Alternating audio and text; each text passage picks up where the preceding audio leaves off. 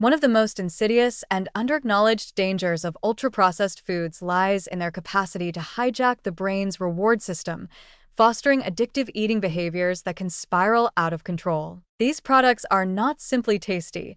They are deliberately engineered to be hyperpalatable, combining refined sugars, unhealthy fats, and artificial flavorings in ways that overwhelm the body's natural satiety signals.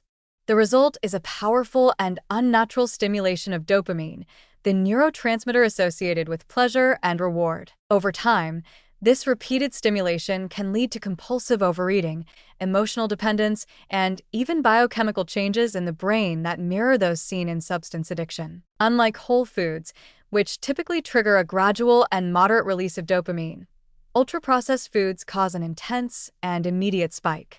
This reward hit makes the brain associate these foods with pleasure, stress relief, and emotional comfort.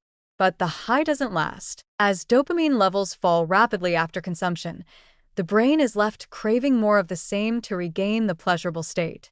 This cycle of quick reward and rapid crash is not accidental.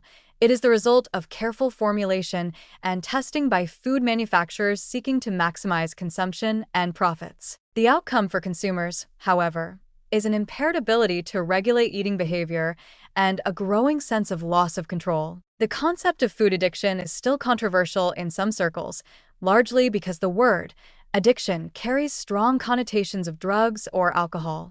But neurologically, the parallels are striking. Brain imaging studies have shown that the same regions of the brain activated by addictive drugs, such as the nucleus accumbens, are similarly activated when people consume high-fat, high-sugar foods. These foods can desensitize dopamine receptors over time, meaning that larger and more frequent quantities are needed to achieve the same sense of reward.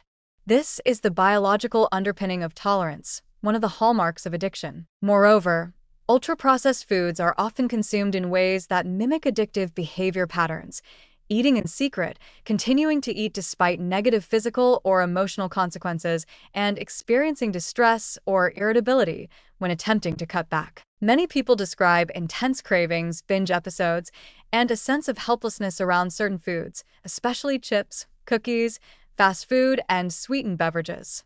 These are not merely a lack of willpower. They are signs of a disordered relationship with food created by the manipulative design of the products themselves. This pattern of compulsive overeating contributes directly to obesity, metabolic disease, and poor mental health, but it also damages self-esteem and psychological stability. Individuals who fall into cycles of binge eating often experience guilt, shame, and emotional distress, feelings that in turn drive further consumption of the very foods that cause the problem. It's a self-reinforcing loop, one that feeds on emotional vulnerability and stress while quietly eroding physical and mental health. The addictive nature of ultra-processed foods is particularly harmful for children and adolescents, whose brains are still developing and are especially sensitive to dopamine signaling. Food companies know this and invest billions in targeting young people with cartoons, colorful packaging, and strategic product placement. The earlier a person begins consuming hyperpalatable foods, the more likely they are to develop lifelong habits of dependence. For many, these patterns of compulsive eating become ingrained by adulthood, making dietary change extremely difficult without comprehensive support. What makes this epidemic even more dangerous is the cultural normalization of addictive eating behaviors. Overeating is often joked about, trivialized, or brushed aside as a personal failing. The very idea of food addiction is dismissed by many professionals, while the food industry continues to downplay the psychological consequences of their products. But the science is becoming increasingly clear. Ultra-processed foods are not just poor choices. They are habit-forming substances with real neurological effects. Addressing this crisis requires more than individual willpower or vague advice to eat healthier.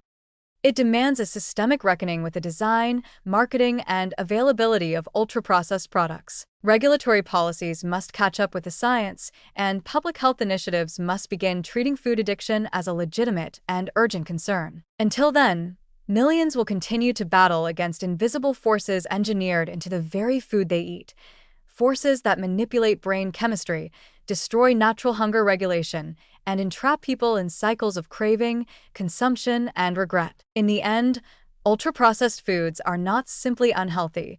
They are deeply manipulative, playing on our most primal instincts to create artificial dependencies. They compromise autonomy, undermine mental clarity, and foster a culture of disordered eating masked as convenience. What appears to be a personal problem is, in reality, a carefully manufactured crisis, one that profits corporations while degrading human health, one bite at a time.